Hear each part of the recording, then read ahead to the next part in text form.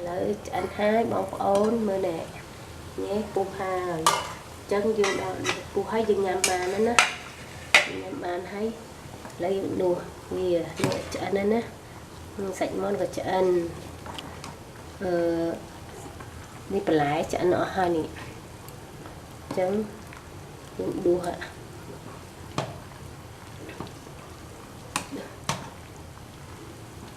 đợi củi khởi đưa làm nhám nè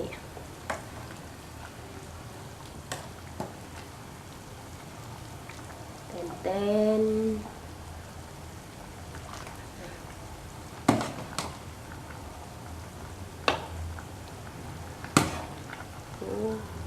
mình sẽ bị co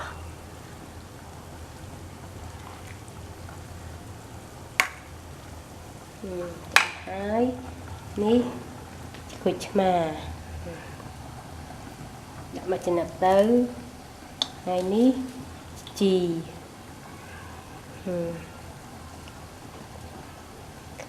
cùng tầm